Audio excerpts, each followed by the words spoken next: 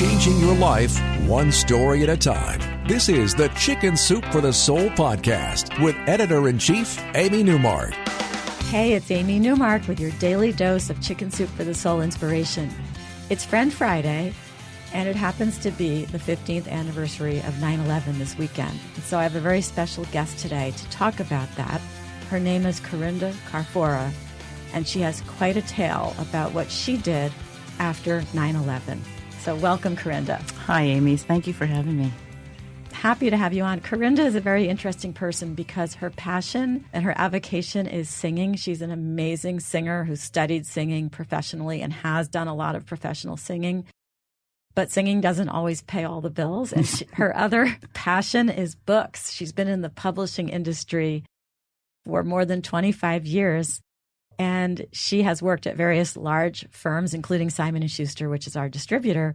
And now she actually works for Chicken Soup for the Soul, as well as an independent consultant who helps us figure out how to do a better job of getting the word out about our books and getting the stores to put our books on the shelves. So Corinda does double duty out there in the world, singing, working on books, and also today talking about the amazing thing that she did after 9/11. So tell us what happened that day. Well, earlier that day, I was at a arts and antiques meeting in Red Bank, and we heard the news that a plane had hit the World Trade Center. And, of course, we just thought it was another person flying a Cessna, and we kind of blew it off. And then several minutes later, we heard another plane had hit the buildings. And we were obviously everyone was in shock, and I went home, and I could see the towers from where I live, and I could see the smoke in the distance. And just as everyone else, no one knew what was going on. No one knew what to do. And you had that feeling of helplessness. And unfortunately, where I live, the 5 towns, there were 65 people that worked at Cantor Fitzgerald, and they were there that day. So, of course, it was hard to get people on the phone. And once we finally started communicating with each other, we decided to meet at a restaurant in town to kind of give each other support and information. And it was, just kind of all hands on deck. And when we were sitting together, there were about 30 of us in shock. We just felt that we needed to do something, but we didn't know what that was because we didn't know what was going on at the time. And the director of the Count Basie Theater said, well, we have the theater that's available in 6 weeks. Maybe we should try to pull together a concert or something. Now, mind, this was 2 days after the event. So we all kind of looked at each other and said, okay, what are we going to do? Who's going to come? And, of course, I used that famous line, if we build it, they will come. And I put on my Miss Bossy pants. You do that so nicely, though, Corinda. I've experienced Miss Bossy pants, but she's actually very nice. Thank you. Well, I just said, okay, if we're going to do a concert, we need committees. We need people to head up everything that's involved. Who's going to take care of the talent, the food, the cocktail party, the tickets? And it just started to grow. And we did get the word out to Bruce Springsteen, who lived close by, and he immediately jumped on board. And once he said he would do the concerts, then other people followed, Bon Jovi, Felix Cavalieri, John Eddy. It was just incredible how many people wanted to do something. And even at that point, we still didn't know how many people were not coming home at that time. So we had 6 weeks to scramble. And as I said, I put on my bossy pants, and I was the co-producer of the concerts using my managerial skills rather than my musical skills, because I thought, I don't know if anybody wants to spend $500 on a ticket to hear me sing since I wasn't famous. So as we got closer to the concerts, in fact, it was just 5 days before, Gary Talent, who was Bruce Springsteen's bass player from the E Street Band, came up to me and he said, we need backup singers. We have 15 acts. I know you sing. Go find backup singers. We need at least 10. And this was the Friday before the Wednesday of the dress rehearsal. Oh, my gosh. So I said, okay, what do I do? So I ran to the Pilgrim Baptist Church in Red Bank because they have 5 choirs. And I met the musical director for the very first time after the service. And I said, okay, I need you to bring 10 people to my house tomorrow night to do this concert. And they have to sound good with me. And I handed him the CD that I had recorded. And he thought, who is this whirlwind of, So sure enough, the next day, I met up with Terry McGovern, who was Bruce's right-hand person at the time, and he handed me a CD, and he said, okay, you learn these songs tonight. And that was a Monday night. The dress rehearsal was Wednesday. So we really had one night to figure it all out. We still didn't until we listened to the CD. We had no idea who we were singing with, and then suddenly it dawned on all of us, oh, my God, we're going to be doing backup for Bruce Springsteen. That is holy pretty amazing. And now, did it start out much smaller and you were raising money for your local community, and then it turned into this huge thing to raise money for everybody? Well, it originally, as I said, we didn't know how many people we were going to be helping eventually. Then we did, by the time the concert came to being, we realized that there were 65 families that were affected. And we were, talking about unity. We decided to call the organization the Alliance of Neighbors, because that seemed to be the most logical thing. What are we going to call ourselves? You have to put a name to it.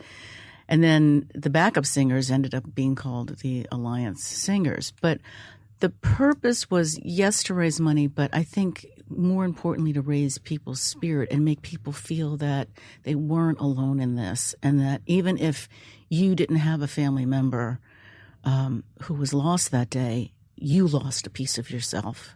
We all lost a piece of ourselves that day. So I thought it was really important that we reach out to each other and say whatever we can do to help is important. And as it turned out, we ended up raising over $1 million. That's incredible. Yeah. There was such a spirit of people coming together back then. I mean, I remember it didn't matter what you looked like, what your beliefs were, what your religion was, what your occupation was, how you dressed. We were all united for a long time. I mean, you'd walk down the street and you just smile at everyone, and everybody had that same smile saying, yes, I understand. We're all traumatized. And what was amazing was when we did the call out for stories for Chicken Soup for the Soul of Spirit America, where you tell this story in our Spirit of America book. We got hundreds of really good stories about 9/11, because even 15 years later, the wound is still open and raw. And I think it's going to be that way for as long as we live. I think everybody who was beyond early childhood that day is going to remember it and be traumatized by it forever. And so, your story is really as fresh today as it was 15 years ago. And with all of the things that are happening in the world today, it just kind of picks away at that wound.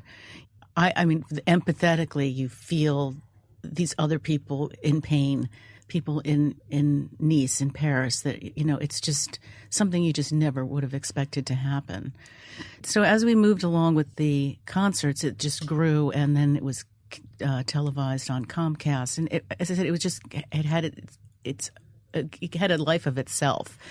And then afterwards, it was about 6 weeks later, I got a phone call from Bruce's people saying, do you want to do some other concerts with Bruce to raise money for local charities? And I'm thinking, oh, let me think about it, yes. Oh, gee, I don't know what I'm doing that day. So we did, I think, I have to say it was about 7 concerts that week. And I had a big conflict because it was my birthday that Saturday, and I had been planning this big party long before September 11th. So I managed to have my party, leave my party, go and sing with Bruce, and come back to my party. Okay, so for your birthday, you got to be a backup singer for Bruce Springsteen. Yes. That sounds okay. It sounds okay. And that actually sounds like a good birthday. Yes, it was a great birthday. So then that was in itself remarkable. We sang with Elvis Costello and Bruce Hornsby. Every night there was a different artist. And then a few months later, we get another phone call. Oh, would you like to come over to Bruce's house this afternoon and work on some material? I think I have to wash my hair. And you get to the house and Bruce opens the door. I mean, you just don't expect him to take your coat, give you a bottle of water, and he starts talking about, well, I started writing these songs. And he felt that he needed to put this material down. And he didn't even think that Sony was going to put the record out because they thought it was just too maudlin or they didn't, again, when you're dealing with executives, they depending on what day it is, it depends on what kind of mood they're in. So we started working on this material. It was just Bruce, and he wanted just 5 of us from the backup singers and his audio engineer. And he started explaining this song to us called The Rising. And we did 4 songs, backups, and he was very apologetic, he's such a humble guy, saying, "I'm really sorry, I can't tell you if it's going to be a record or not, but I said, "Yeah, okay." You would have been happy to sing with him, to have it become a ringtone. That's right. It's just so much fun working with him. So sure enough, a few months later, we get the phone call from the management company, just making sure they're spelling all of our names right to be on the record. And that, I can't tell you, I was screaming so loud, I think my neighbors were going to call the police, And then things just gradually happened. After that, we were called to do a special show for the cast for The Wire. Then we were asked to come back and do another record with Bruce, and then we were asked to come back and do another 5 concerts with Bruce, and we did the Today Show with Bruce. And then 2 years later, I got a phone call from a producer from The Daily Show asking us if we would do a couple of bits on The Daily Show, and then we did 4 segments of The Daily Show. One of the ones that we were on was voted Best Smackdown by the fans, and it was nominated for an Emmy. So it just shows that when you do something just from the heart, when you do something without having any expectations, you just want to be a part of humanity and be some of the glue that holds it together. Just remarkable things really happen. And I always say to Jesse, who was the gentleman who helped me pull all this together, I said, we're the poster children for You Never Know. Mm-hmm. It is amazing because you were doing a really good deed. You didn't expect to get anything out of it at all. You just wanted to help the 65 families in your own community. Yeah. And you ended up having this amazing trajectory of your own hobby career path. I guess I have to call it a hobby, even though it sounds awfully professional to me. And here we are in a book. Yeah. Yeah, and then we just wrapped it up nicely and brought it back to your paying job. Yeah, exactly. Which is being in a Chicken Soup for the Soul book. I know. And it's funny when I came in to see you and we started talking about just doing things that are really community minded. And when you were talking about how the proceeds of some of the books go to so many wonderful organizations. And I said, and I really think that there is this bigger universal energy that brings people together. Not necessarily on a conscious level, but, energetically we find each other. Mm-hmm. It's really, it's one of those crazy metaphysical things, but I really think, and I read a wonderful quote by Buckminster Fuller, who's known for the geodesic dome. Right.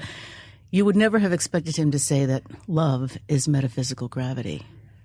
Okay. Which I think is a really interesting way of saying it. It's a force that makes things happen and brings things down to ground. Yeah. I mean, it really does. And love, whether it's a romantic relationship, your children, mankind, it is the glue that really holds us together. Yeah. And I think that's one of the things we find all the time in our books is that people do these wonderful things. They combine their passions with some kind of purpose. Right. And it really works out. And that's what we do at Chicken Soup for the Soul. We are passionate about our stories and about how these stories help people, one story at a time. We're changing people's lives. But there's a purpose, too, because we use a portion of all of our revenues to support all of these great causes and make the world a better place for everybody, even the people who aren't reading our books. That's true. It does have that effect where when one thing changes something else. I just call it good karma. That's right. Okay, we can call it good karma. Because I do think people do, you don't always get the payback right away. And I don't think that people really should do things for the payback. I think you just pay it forward and just do good, and good things do happen. That's right. Well, Corinda, thank you for joining me today. We're really happy to have you as part of the Chicken Soup for the Soul family and as part of this wonderful book, Chicken Soup for the Soul, The Spirit of America, which you can read about more on our website, chickensoup.com. I'm Amy Newmark. I hope you have a good weekend, despite the fact that we are having the 15th anniversary of a really terrible occasion. Thank you for listening today. And on Monday, when we get together again, we're going to talk about how a prowler changed a woman's life for the better.